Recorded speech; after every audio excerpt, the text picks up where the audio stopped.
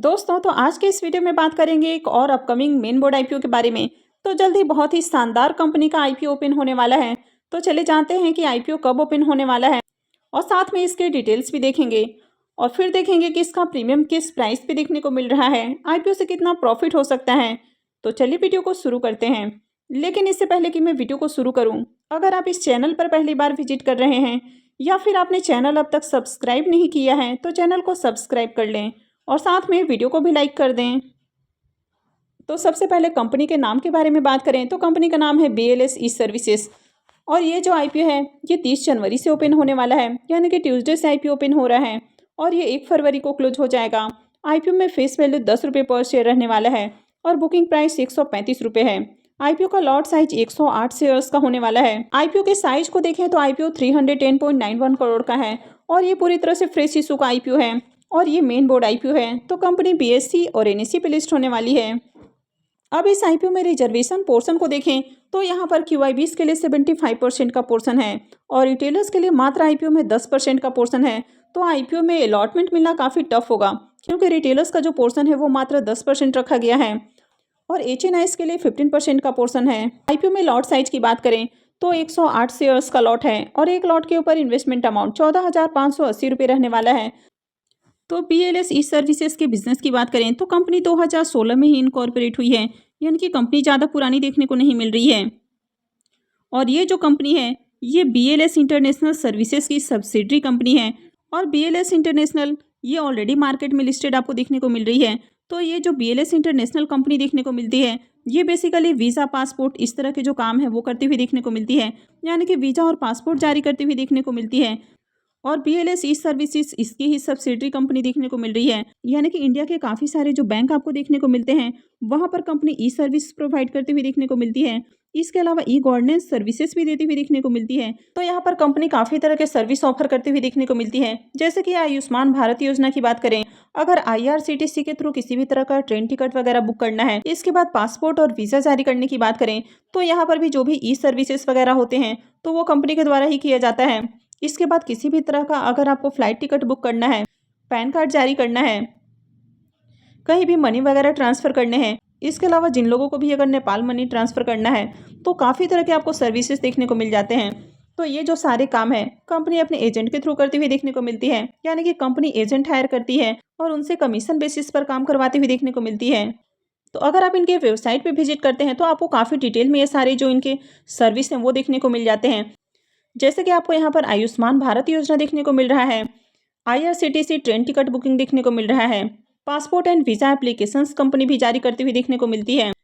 इसके अलावा travel ticket की बात करें, पैन कार्ड सर्विस की बात करें, DMT की बात करें, यानी कि अगर आपको मनी ट्रांसफ़र करना है यहाँ पर आपको नेपाल मनी ट्रांसफ़र भी देखने को मिल रहा है। इसके बाद AEPS जो है वो भी देखने को मिल रहा है, यानी कि आप ATM से आधार के थ्रू विड्रॉल कर सकते हैं। इसके अलावा POS merchant service, BBPS bill payment, इसके अलावा और भी जो बहुत तरह के आपको सर्विसेज देखने को मिलते हैं जो कि कंपनी ऑफर करती हुई देखने को मिलती है। अगर आप इनके वेबसाइट पे विजिट करते हैं तो यहाँ पर आपको काफ़ी डिटेल में ये सारी सर्विसेज देखने को मिल जाती हैं। तो कंपनी के अगर बिजनेस की बात करें तो कंपनी का बिजनेस आपको काफ़ी अच्छा देखने को मिल रहा है और इस सेगमेंट में ज़्यादा आपको मार्केट में कंपनियाँ भी लिस्टेड देखने को नहीं मिल रही है, यानी कि कॉम्पिटिशन भी कम है यहाँ पर। अब इस कंपनी के फाइनेंशियल को भी देखें तो यहाँ पर भी फाइनेंशियल 21, 22 और 23 का कंप्लीट फाइनेंशियल है और फाइनेंशियल 24 के 2 क्वार्टर का, यानी कि 6 मंथ का फाइनेंशियल है। तो एसेट को देखें तो कंपनी के एसेट में ईयर ऑन ईयर आपको ग्रोथ देखने को मिल रही है। कंपनी के रेवेन्यू को भी देखें तो साल दर साल कंपनी के रेवेन्यू भी बढ़ते हुए देखने को मिल रहे हैं। कंपनी के प्रॉफिट आफ्टर टैक्स को भी देखें तो कंपनी के प्रॉफिट में भी इजाफा देखने को मिल रहा है। फाइनेंशियल 21 में 3 करोड़ का प्रॉफिट है, फिर 5 करोड़, फिर 20 करोड़ और फाइनेंशियल 24 के 2 क्वार्टर में इसका प्रॉफिट 14.5 करोड़ से भी ज़्यादा देखने को मिल रहा है। तो कंपनी बढ़िया प्रॉफिट बनाती हुई देखने को मिल रही है और खासकर फाइनेंशियल 22 से फाइनेंशियल 23 के बीच में देखें तो इसके जो प्रॉफिट हैं वो मोर देन 3 टाइम्स होते हुए देखने को मिले हैं। कंपनी के नेटवर्थ के अंदर भी देखें तो यहाँ पर भी ग्रोथ है और कंपनी के ऊपर अगर डेट को देखें तो कंपनी पूरी तरह से डेट फ्री देखने को मिल रही है। तो कंपनी के अगर फाइनेंशियल को भी देखें तो कंपनी के फाइनेंशियल भी काफ़ी अट्रैक्टिव हैं। कंपनी पूरी तरह से डेट फ्री है, हालांकि कंपनी छोटी देखने को मिल रही है तो इसके कारण कंपनी के जो प्रॉफिट हैं वो आपको कम देखने को मिल रहे हैं। कंपनी के मार्केट कैप को देखें तो 1226 करोड़ का मार्केट कैप है, यानी कि स्मॉल कैप कंपनी है। कंपनी के ROE और ROC को देखें तो ये दोनों ही नंबर अट्रैक्टिव हैं। डेट टू इक्विटी रेशियो 0.05 का है, यानी कि बहुत ही कम डेट है, यानी कि ना के बराबर कंपनी के ऊपर डेट है। रिटर्न और नेटवर्थ को भी देखें तो ये भी अट्रैक्टिव देखने को मिल रहा है। साथ ही PB रेशियो को देखें तो ये भी अच्छा देखने को मिल रहा है। अब अगर आप इसके P मल्टीपल को देखें तो 44.31 का P मल्टीपल देखने को मिल रहा है, यानी कि कंपनी बहुत सस्ते प्राइस के ऊपर IPO लेकर नहीं आ रही है, लेकिन बहुत ज़्यादा ओवर वैल्यूड भी नहीं है। तो चलिए इसको इसके पेयर से कंपेयर करके देख लेते हैं।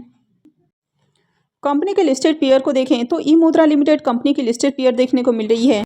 अब इस कंपनी का जो P मल्टीपल है वो 44.31 का देखने को मिल रहा है, जबकि ई-मुद्रा का जो P मल्टीपल है वो 56.27 का है। तो कंपनी देखा जाए तो इसके मुकाबले आपको सस्ते प्राइस के ऊपर आते हुए देखने को मिल रही है।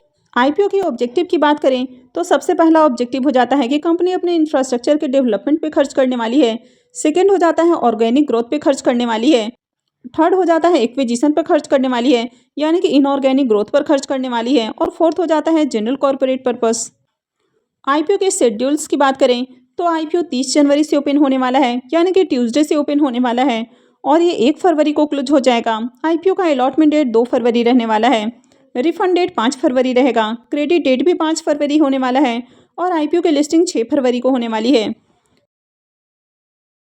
तो चलिए अब इसके प्रीमियम को देख लेते हैं कि इसका प्रीमियम किस प्राइस पे देखने को मिल रहा है और IPO से कितना प्रॉफिट हो सकता है।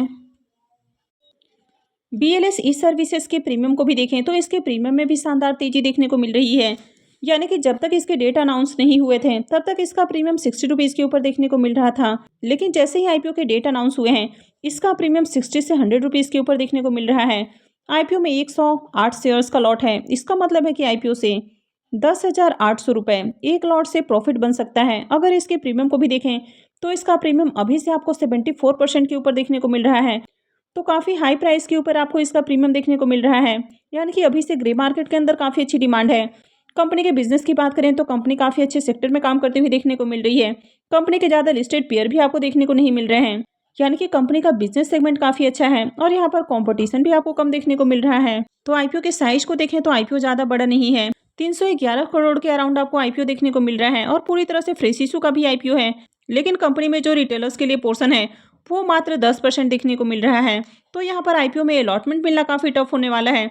हालांकि कंपनी के अगर फाइनेंशियल को देखें तो कंपनी लगातार प्रॉफिट में ही देखने को मिल रही है, इसके बावजूद भी यहाँ पर जो रिटेलर्स के लिए पोर्शन है वो मात्र 10% देखने को मिलेगा। तो IPO की लिस्टिंग तो बम्पर होने वाली है, लेकिन IPO में अलॉटमेंट मिलना काफ़ी टफ होने वाला है। तो यहाँ पर भी अगर आपको इस IPO में अपने अलॉटमेंट चांसेस इंक्रीज करने हैं तो आपको मल्टीपल डीमैट अकाउंट से अप्लाई करना होगा, यानी कि आपको मल्टीपल एप्लीकेशंस लगाकर इस IPO को टारगेट करना होगा।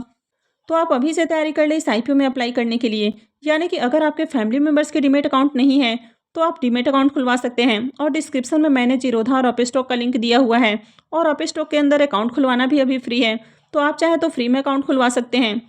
तो इस IPO में आप जितने ज़्यादा डीमैट अकाउंट से अप्लाई करते हैं आपके अलॉटमेंट के चांसेस उतने ज़्यादा इंक्रीज हो सकते हैं। तो आई होप कि आपको जानकारी अच्छी लगी होगी। तो अगर आपने वीडियो को अब तक लाइक नहीं किया है तो वीडियो को लाइक कर दें और साथ में चैनल भी सब्सक्राइब कर लें। और वीडियो को अंत तक देखने के लिए आप सबका बहुत बहुत धन्यवाद।